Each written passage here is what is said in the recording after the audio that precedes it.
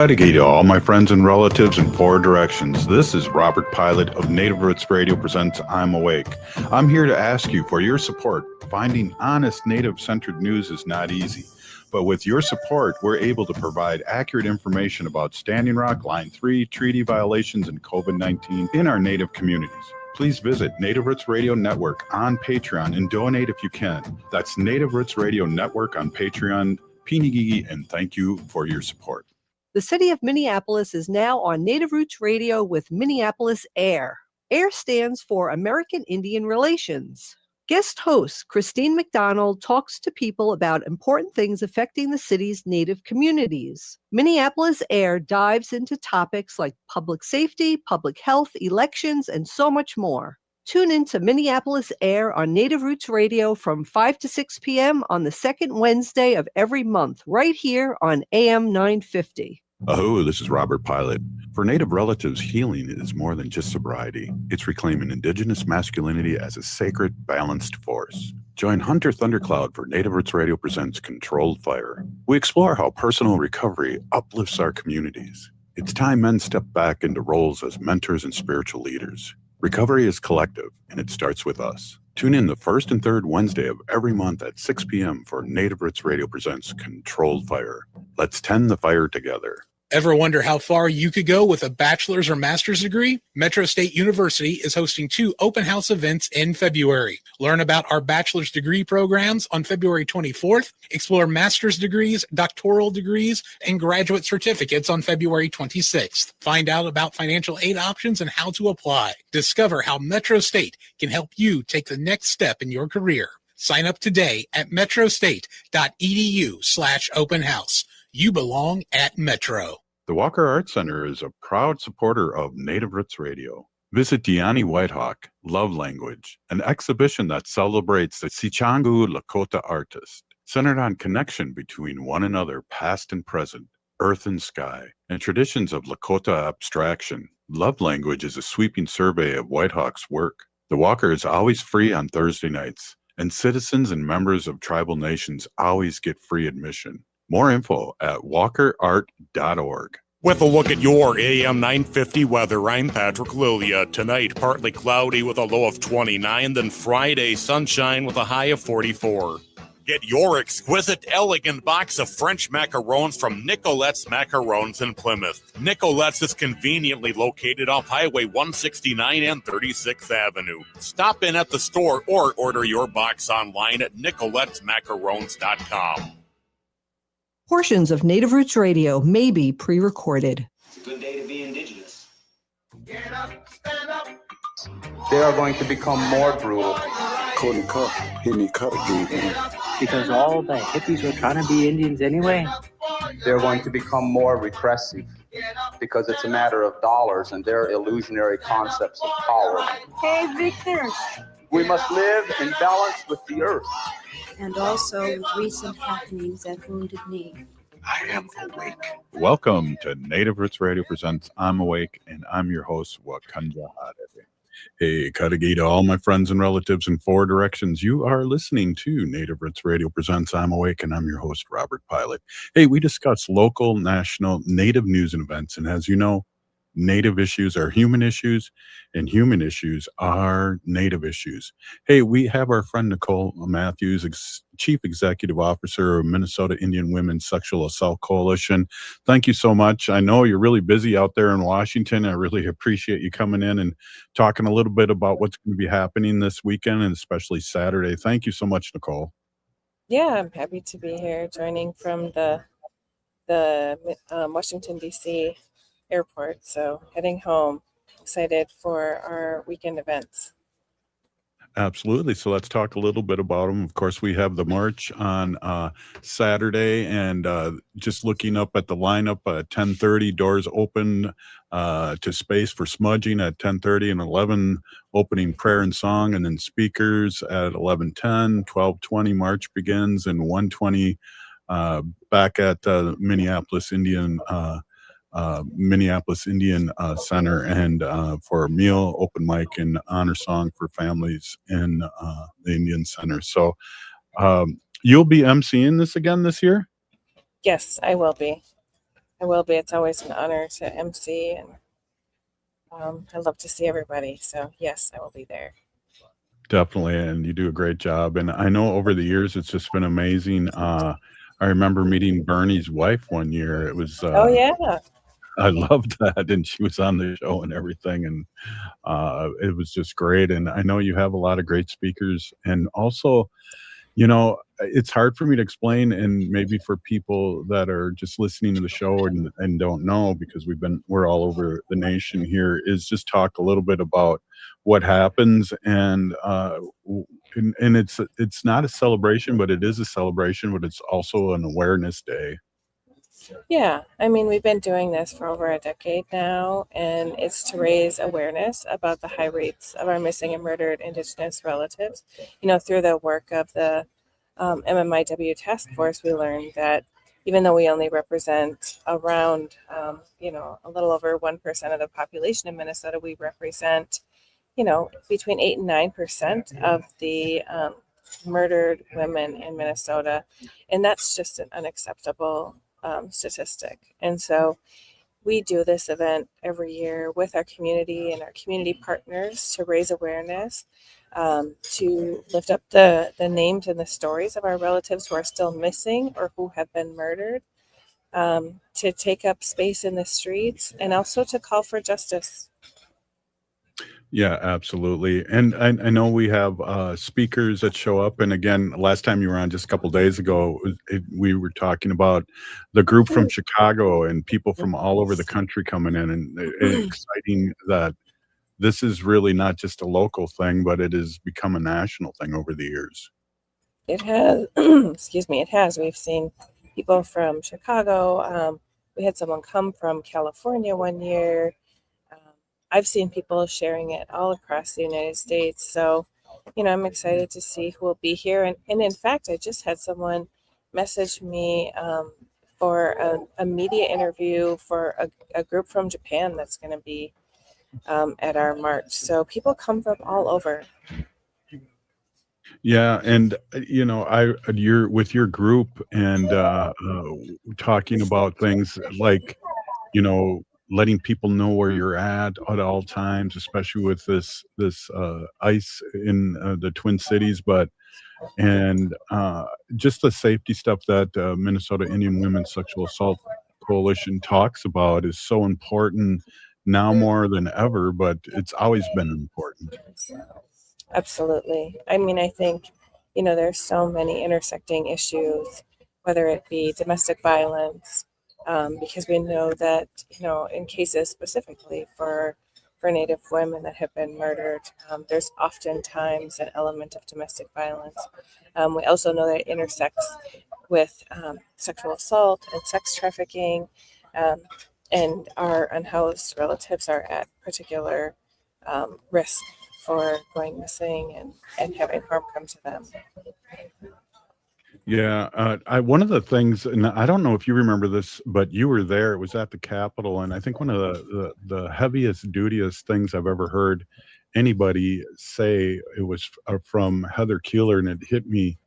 State Representative Heather Keeler, it hit me like so hard when she tells her kids that I would never leave you. Do you remember that? That was I unbelievable. do. And I think there's a message out there similar to that too. I do. And it's scary to think that, like years ago, when we did our trafficking research, one of the things that a sex buyer said to a woman was, "I thought we killed all of you."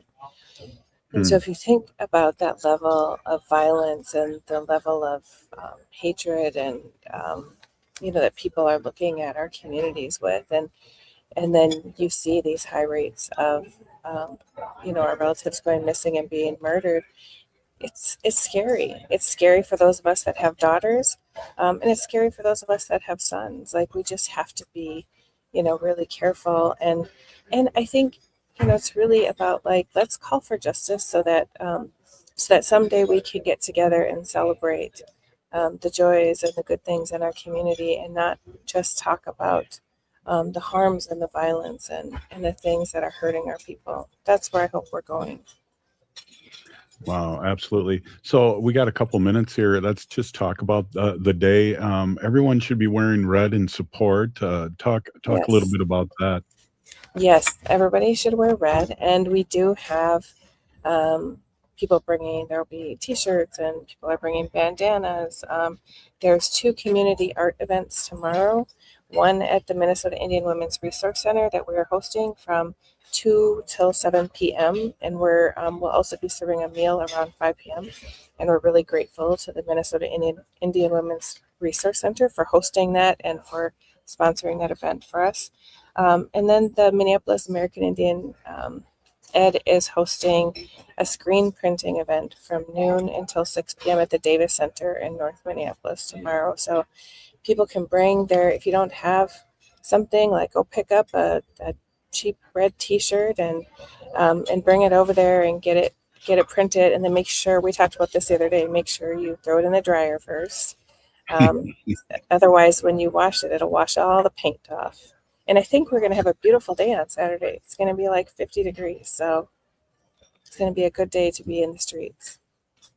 Yeah, and especially with what's been going on in the Twin Cities, I've noticed too, and I saw you at an event a few days ago, how great it is to be in community and saying things like we're still here, but just to see people too, I haven't seen in a while.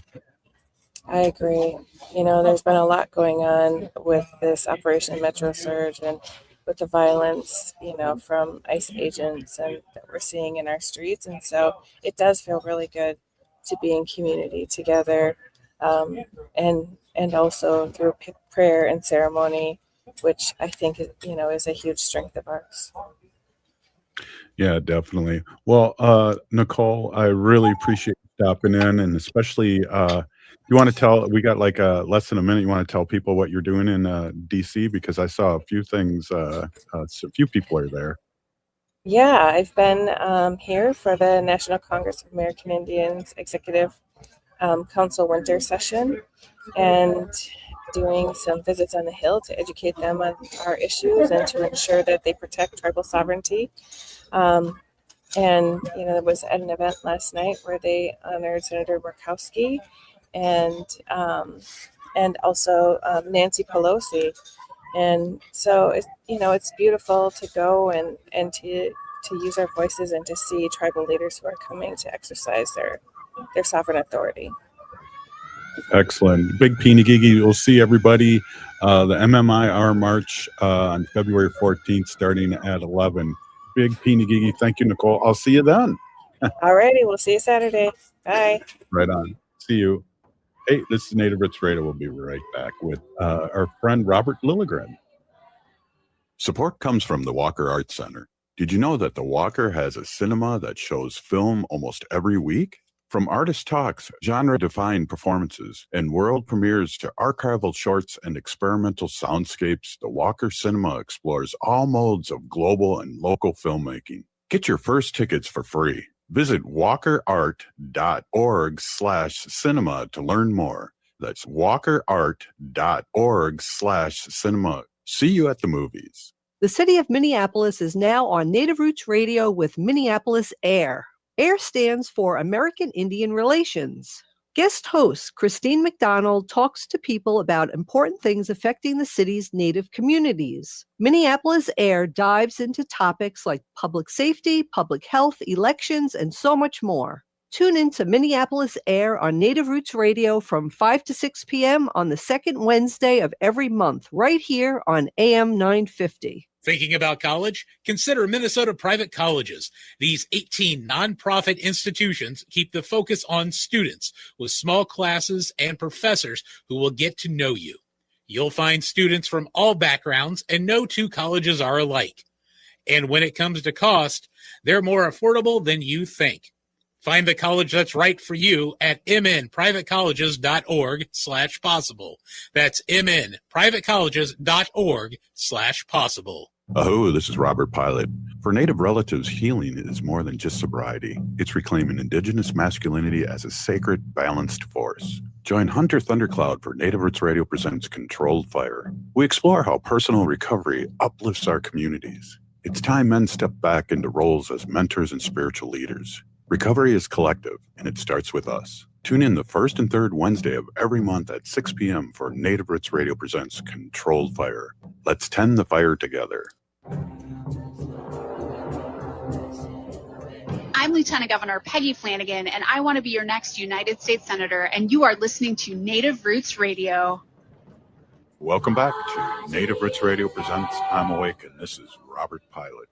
Hey, welcome back, everyone. Hey, we have our friend, our guest on Thursdays normally, Robert Lilligren, President and Chief Executive Officer of Native American Community Development Institute here in the Twin Cities, Minneapolis. And I'm just going to read this, Robert. Robert became President and CEO of Native American Community Development Institute, NACDI, on May of 2016 after serving as the chair of the organization's board of directors, and since its founding in 2007, Robert is enrolled in White Earth Ojibwe Nation. He served 12 years as vice president for Minneapolis City Council and the first tribal member elected to public office in the city of Minneapolis, and that's very impressive. And I was looking at your Wikipedia, and my goodness, it has the list of your you were talking about 17 boards that you're on.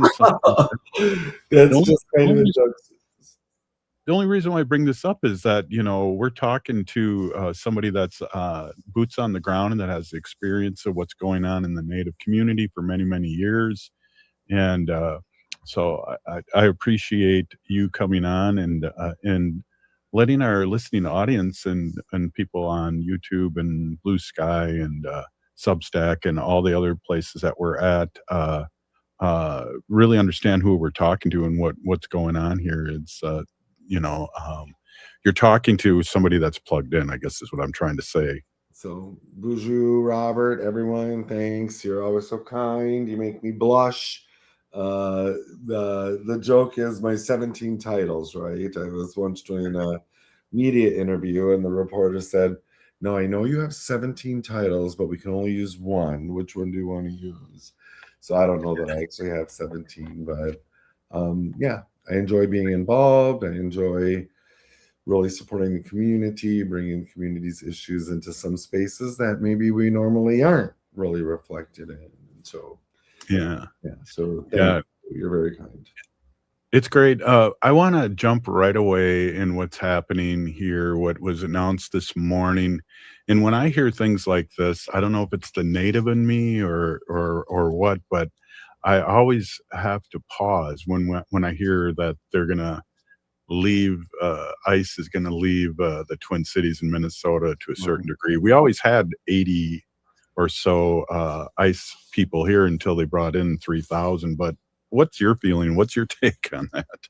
Yeah, I mean, a lot of people share your skepticism, whether they're in the Native community or not. You know, I'll believe it when I see it.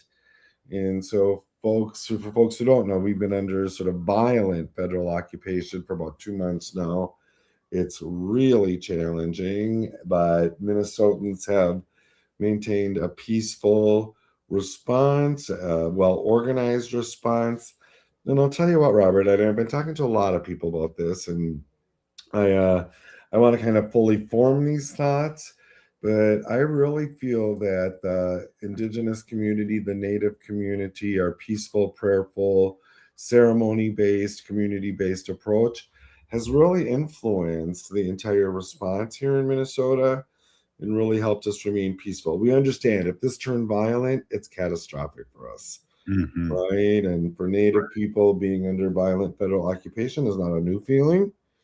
You know, it's something that we've been operating under for centuries. And then I'd also note that sort of our foundation of modern organizing and reclaiming culture, language, spirituality, Native ways was really the American Indian movement, founded right here in 1968 and became an international Indigenous rights movement.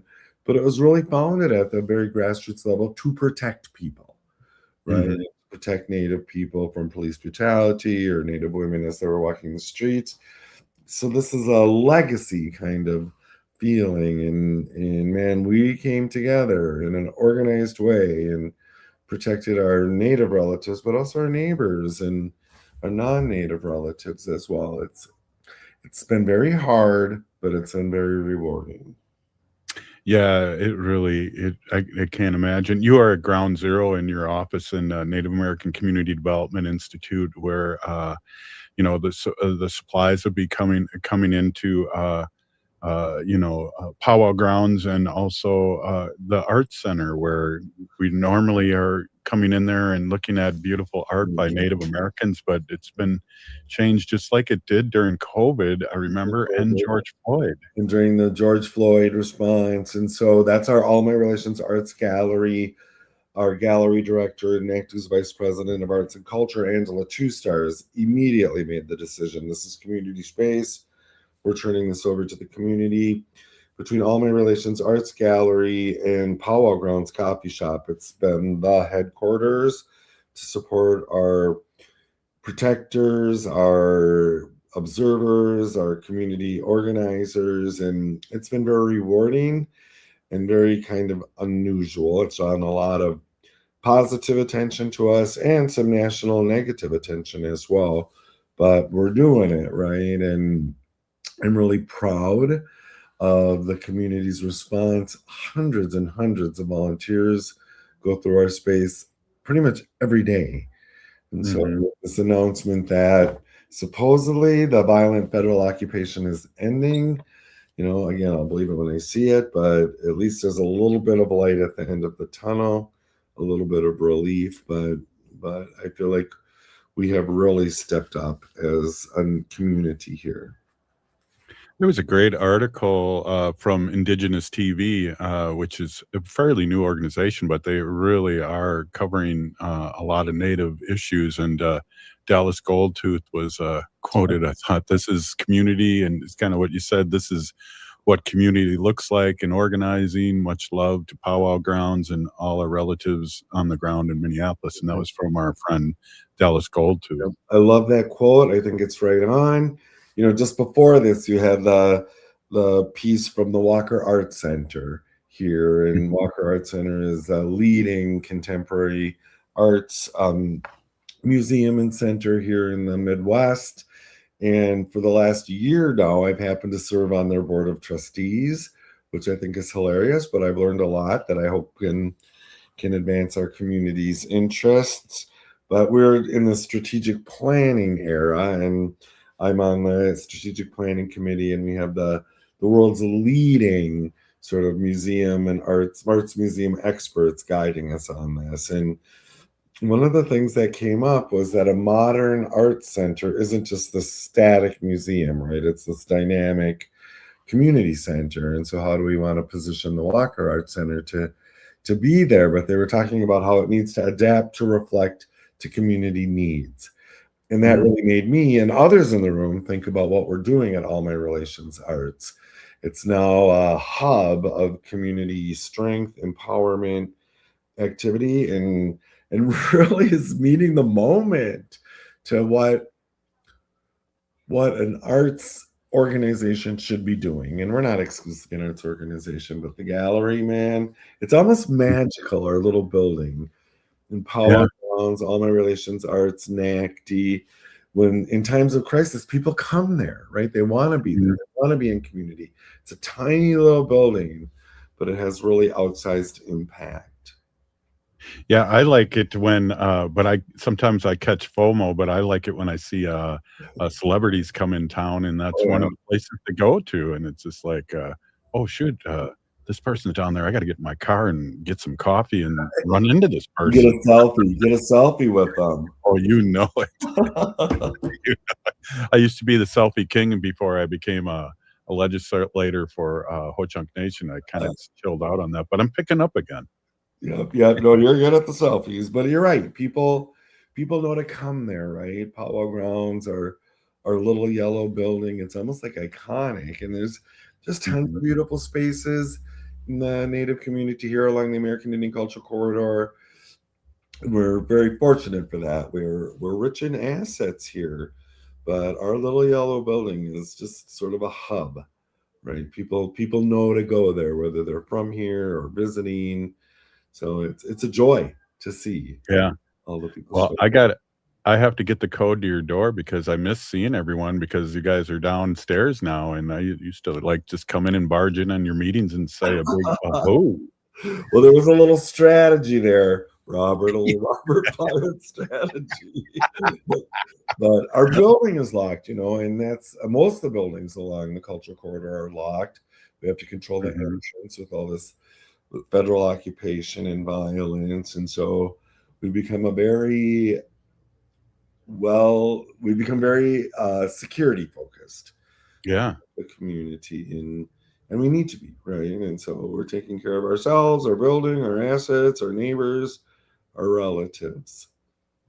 Yeah, I can't wait because what I was thinking of too when we were talking is for the market to open, and that's coming around the corner here, especially with the temperature in the 50s here this weekend. I'm excited, and I always said we got to put a dome over there so we can have that market year round. Yeah, that'd be nice.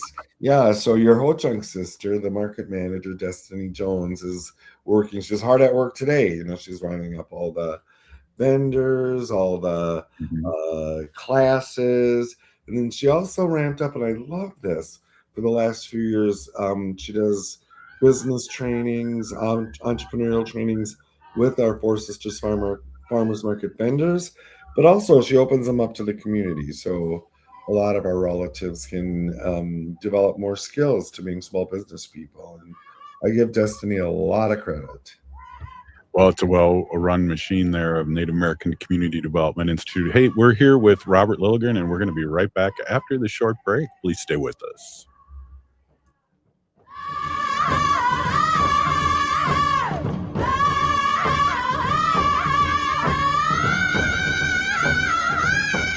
Support comes from the Walker Arts Center. Did you know that the Walker has a cinema that shows film almost every week? From artist talks, genre-defined performances, and world premieres to archival shorts and experimental soundscapes, the Walker Cinema explores all modes of global and local filmmaking. Get your first tickets for free. Visit walkerart.org/cinema to learn more. That's walkerart.org/cinema. See you at the movies. Ever wonder how far you could go with a bachelor's or master's degree? Metro State University is hosting 2 open house events in February. Learn about our bachelor's degree programs on February 24th. Explore master's degrees, doctoral degrees, and graduate certificates on February 26th. Find out about financial aid options and how to apply. Discover how Metro State can help you take the next step in your career. Sign up today at metrostate.edu/open house. You belong at Metro. Oh, this is Robert Pilot. For Native relatives, healing is more than just sobriety. It's reclaiming Indigenous masculinity as a sacred, balanced force. Join Hunter Thundercloud for Native Roots Radio presents Controlled Fire. We explore how personal recovery uplifts our communities. It's time men step back into roles as mentors and spiritual leaders. Recovery is collective, and it starts with us. Tune in the first and third Wednesday of every month at 6 p.m. for Native Roots Radio presents Controlled Fire. Let's tend the fire together. The city of Minneapolis is now on Native Roots Radio with Minneapolis AIR. AIR stands for American Indian Relations.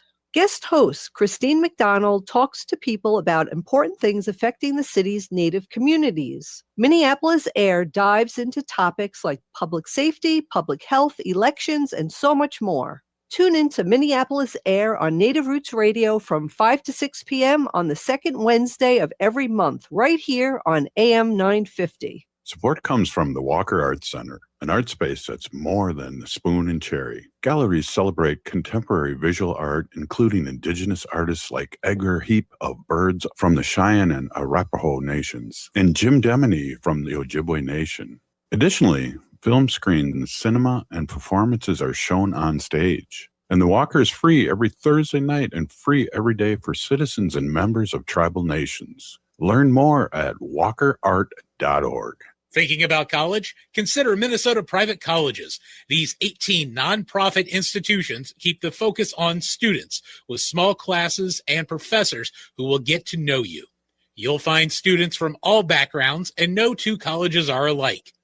And when it comes to cost, they're more affordable than you think. Find the college that's right for you at mnprivatecolleges.org/possible.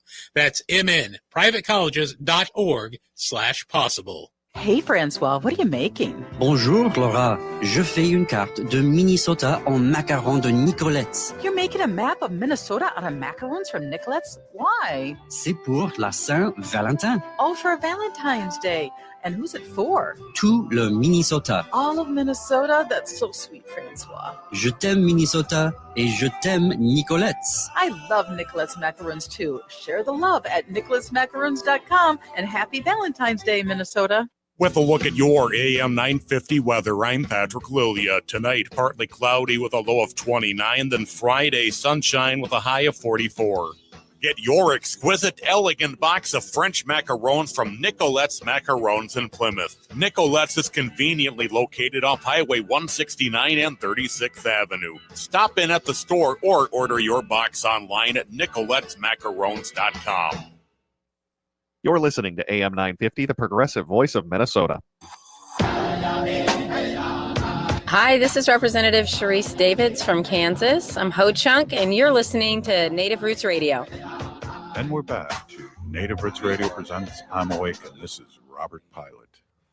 Hey, welcome back, everyone. I'm here with Robert Lilligren, and we are just, chewing the fat as we usually do, and it's always great to have you on and talk about real things. I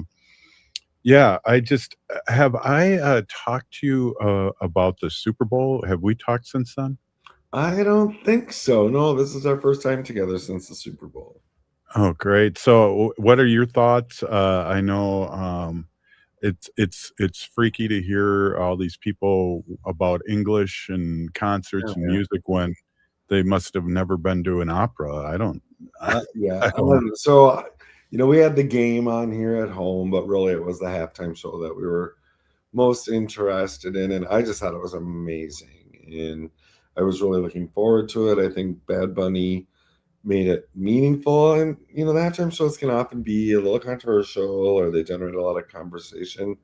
But this was something else, right? And I think it educated a lot of people about Puerto Rican history and that it's even part of the United States, right? and it has a strong indigenous through line, right? And I thought it was very impressive, and I enjoyed it thoroughly.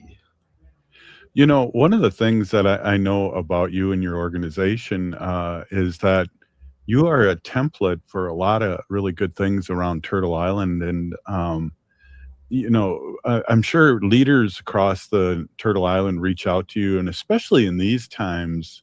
Can you talk a little bit about that? Yeah, thanks. And I don't want to take the credit for Native American community development. It's really our community, right? And for a couple of generations now, Turtle Island has looked to Minnesota, Minneapolis specifically to lead on things. I mean, there's the American Indian movement, of course, but we have this density of Native organizations and Native presence here. We have a part of the city that's really identified with the Native community, which is lovely and kind of rare in this country. And today I had the privilege of participating in a conversation with leadership from urban Indian organizations from across the country. And this was organized by a Seattle-based organization called National Urban Indian Families Coalition. And their enlightened leadership, Janine Kaminote, has done more over the years to really create this network of urban Indian organizations. We come together in a number of ways, but today it was sort of focused on Minneapolis, focused on Minnesota, the Minneapolis, St. Paul, Twin Cities area. And these other urban Indian leaders are looking to us because they expect the same thing to happen in their communities, right? That there'll be this federal presence, the surge, as we call it, that ramps up, and they want to know how to be prepared. And it's not just in Indian country, but across the country, across the world, people are looking to Minneapolis and to the Twin Cities and to learn how to respond and to stay peaceful, to stay prayerful, to support each other. And so a number of us from Twin Cities organizations were part of this and just really being very practical. Here are the things that surprised us. Here are the things that didn't surprise us. Here's what we needed to do. And it felt really good and sort of empowering to share with our relatives from across Turtle Island. Here's how we did it. They really wanted to know. Yeah, it's amazing, and that in one sense we're a template, but also we're a target too from all these entities out there, where they're bad actors coming in and trying to make us non-peaceful protesters, like, all the way back for me has been Standing Rock and doing that.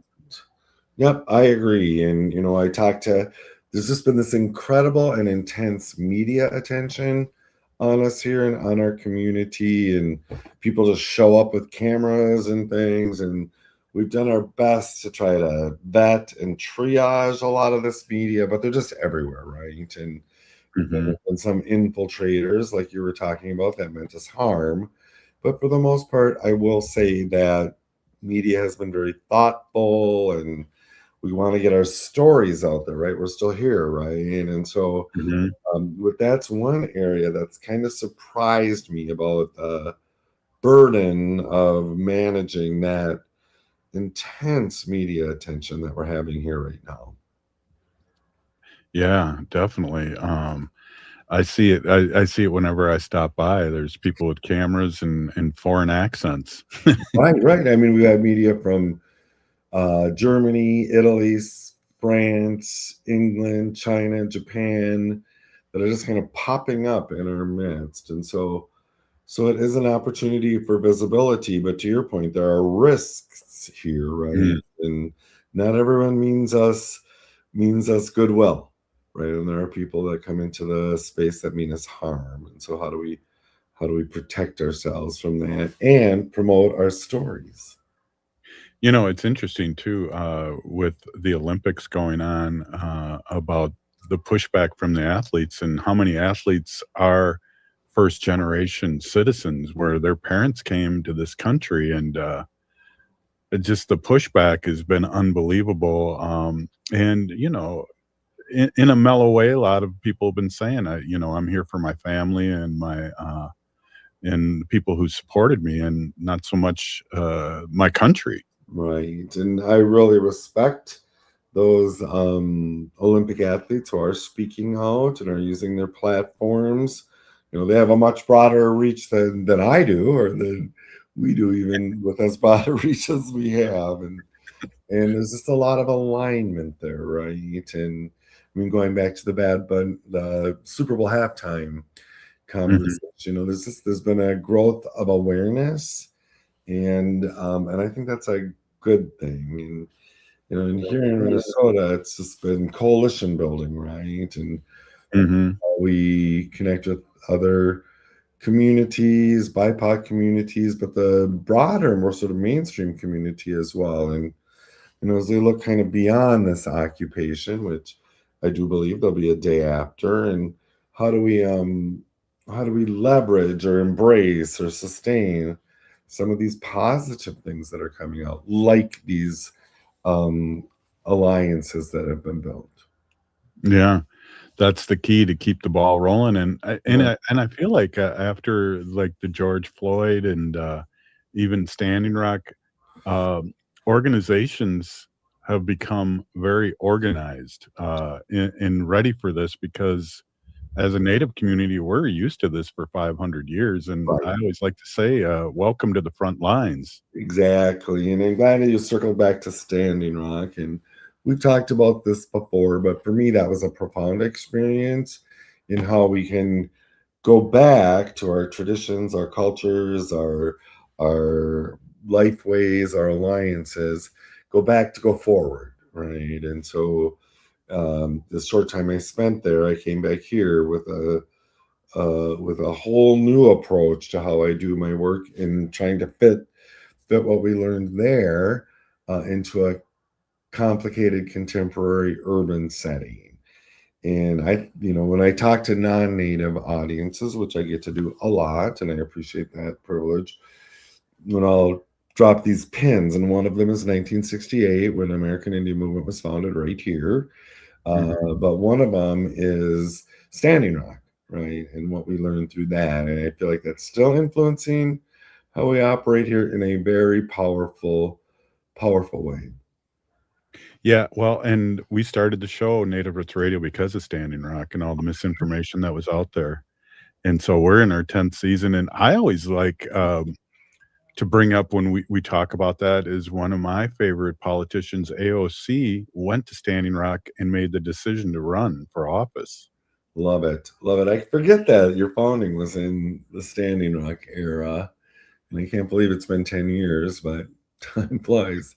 Yeah. And then I feel like as an urban Indian community here, we've been able to reground ourselves in some of those values and practices that we learned at Standing Rock. This whole movement here has been very grounded in ritual and spirituality and prayer and peace. And it does feel like it continues that through line. And we've had other opportunities here, the enormous encampment of our unsheltered relatives that we call the Wall of Forgotten Natives, the response to the hideous sculpture at the Walker Art Center Sculpture Garden of Scaffold. But we brought forward those same kinds of values and practices that are culturally based, spiritual based. And I think we're learning something. Mm-hmm. Yeah, definitely. And hopefully the community is too, because all the stuff that's being changed, whether it's the EPA saying there is no climate change just recently, and I'm going to get ill if they turn Penn Station into Trump Station, because Wendy and I, that's where we always come in from, Long Island, and these things have to be changed back, and they will be, but I hope it happens quite quickly. Agree. And just touching on one of the things I hope we sustain through this occupation era, one of them is the incredible engagement of next generation leadership, right? They have really stepped into this space. For elders like me, it's like, okay, I got to step out to make space for this next generation. They have been so impressive. It gives me so much hope to see that we're in good hands with this next generation leadership. Yeah, absolutely. And some of them are my guests on the show at times, and it is amazing, because I look back and I made sure I wanted to go to Standing Rock because I was too young to go to Wounded Knee. Sure. And this was our generation's Wounded Knee in a big sense, but these young ones were there too, and seeing how our generation reacted to these situations.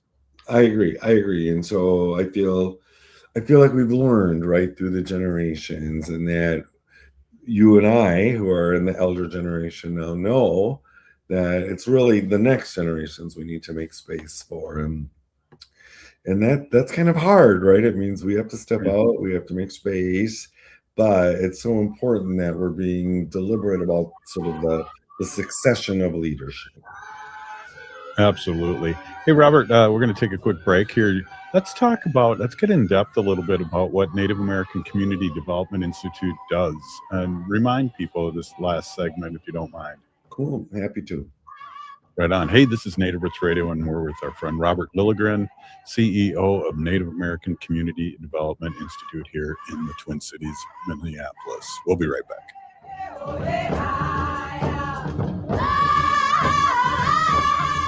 The city of Minneapolis is now on Native Roots Radio with Minneapolis AIR. AIR stands for American Indian Relations. Guest host Christine McDonald talks to people about important things affecting the city's Native communities. Minneapolis AIR dives into topics like public safety, public health, elections, and so much more. Tune in to Minneapolis AIR on Native Roots Radio from 5 to 6 p.m. on the second Wednesday of every month, right here on AM 950. The Walker Art Center is a proud supporter of Native Roots Radio, rooted in Lakota aesthetics of geometry, color, and pattern. Diani Whitehawk's abstractions are rich in meaning, honoring generations of Native artists. Explore her wide-ranging practice, including vivid beading paintings, sculptures, and video installations, and Deanna Whitehawk's love language. The Walker is always free on Thursday nights, and citizens and members of tribal nations always get free admission. Plan your visit and get tickets at walkerart.org. Aho, this is Robert Pilot. For Native relatives, healing is more than just sobriety. It's reclaiming Indigenous masculinity as a sacred, balanced force. Join Hunter Thundercloud for Native Roots Radio presents Controlled Fire. We explore how personal recovery uplifts our communities. It's time men step back into roles as mentors and spiritual leaders. Recovery is collective, and it starts with us. Tune in the first and third Wednesday of every month at 6 p.m. for Native Roots Radio presents Controlled Fire. Let's tend the fire together. Thinking about college? Consider Minnesota Private Colleges. These 18 nonprofit institutions keep the focus on students with small classes and professors who will get to know you. You'll find students from all backgrounds, and no two colleges are alike. And when it comes to cost, they're more affordable than you think. Find the college that's right for you at mnprivatecolleges.org/possible. That's mnprivatecolleges.org/possible. Oh, this is Dallas Goldtooth, and you're listening to the Native Roots Radio. Hoka, hicha, wecha. Welcome back to Native Roots Radio presents I'm Awake, and this is Robert Pilot. Hey, welcome back, everyone. We are here with our friend, CEO of Native American Community Development Institute here, NACDI, and we are talking, as we do, about what's happening here in Ground Zero in Minneapolis and the whole Native community here. One of the things we had, as you know, Nicole Matthews on in the beginning of the show. I hope it sounds like you have a little cold. I hope you'll be able to make Saturday. I'm planning on being there, but I have had some kind of ongoing respiratory thing, and so, but I am planning on being there on Saturday at the MMIR March, and it's going to be a big deal. So it's usually around maybe 5,000 people attend, and I think because of our allies and because of what's going on, this is going to probably be record attendance. And the Minneapolis American Indian said it doesn't hold 5,000 people, so but the program there is always very moving, very emotional, very beautiful, and I give Nicole a lot of credit for what's going on there, but it's a huge community effort. Yeah, definitely, and I'm excited. And the few times I've been out since it's been really cold, and whether it's a jingle dress dance or our relative Peggy's fundraiser at Birch Bark Books, it's so good to be in community. Right. People really want to be in community, and as Native people, we carry our trauma very close to the surface, and you can see a lot of trauma, but the urge to be together and in community is sort of overwhelming that, right? And so people do come together. It's been beautiful. There's a couple of sites here. There's the sites of the two ICE murders of Nicole Good and Alex Preddy, and then down at Bedote, where the Minnesota and the and Mississippi River meet, there's now an encampment, which is very near a site of a sacred site, but where a concentration camp was established after the Dakota U.S. War. So there's a lot of emotion, but people coming together in community, and again, expressing that indigeneity, right? Right. We get through this by embracing our values, our care for community. It's been hard here, but it's been really wonderful to behold. Yeah, definitely. Well, when things are, and I'm putting up quotes, normal, Native American Community Development Institute does so much, and I'd like to just talk a little bit about the history and what you do, because I'd like to bring it up every once in a while, because we do talk a lot about your job, but we don't talk a lot about what goes on and all the great support and workers that do such a great job in the community. I love it. I appreciate the opportunity to talk about it. And NACDI, Native American Community Development Institute, is technically described as an asset-based community development agent operating in the urban community here, but we work regionally, statewide, nationally as well. And And it's been around for what now? 2007. So coming up on 20 years. And when we were first established as this asset-based community development agency, there weren't a lot of asset-based operators within the Native community. And so we had the opportunity to organize and educate around this idea that as Native people, we have a lot of assets, starting with us, and then our cultures, our languages, our tradition. So establishing those as at the center of how we make progress within the community. And I'm proud to say that now, all these years later, almost 20 years, we're the part of a whole ecosystem of asset-based operators within the Native community, and that feels really good. And so we ground our work and authentically in the community through some program areas. We have arts and culture with our All My Relations Arts Gallery. We have food sovereignty with our Four Sisters Farmers Market, our urban farm.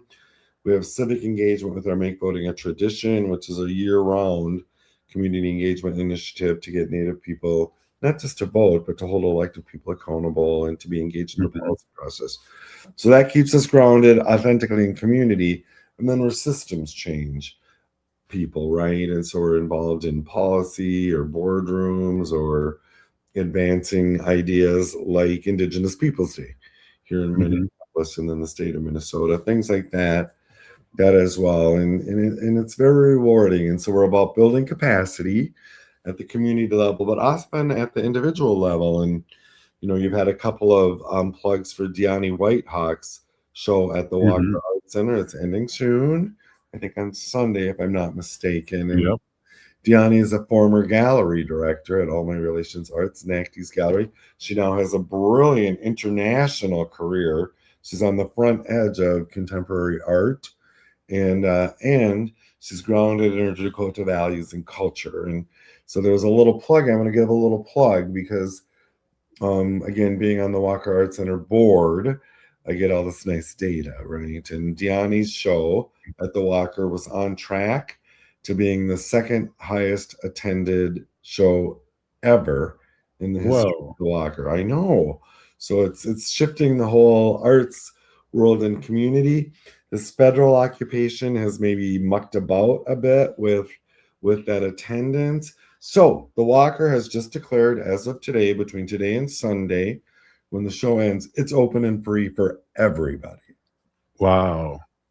And we'll talk about that again tomorrow with the state senator, because that's huge. And I want to try and get over there Sunday, the last day. Again, we went to the opening, and and I was able to do the press conference the day before, and just being a part of that.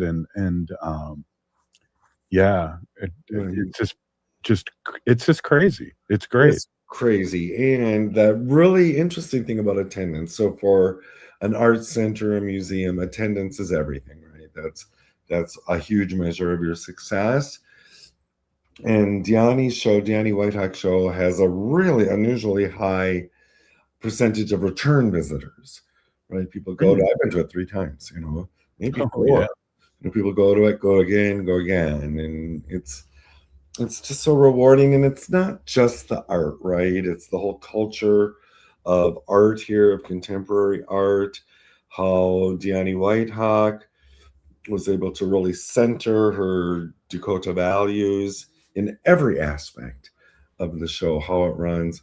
Our current gallery director, the brilliant Angela Two Stars, who's also now in an international career trajectory. And she has a piece in the Walker Art Center Sculpture Garden based on Dakota language, and it's beautiful. But again, they're shifting their perspective to really center Indigenous voices, and it's very rewarding to see.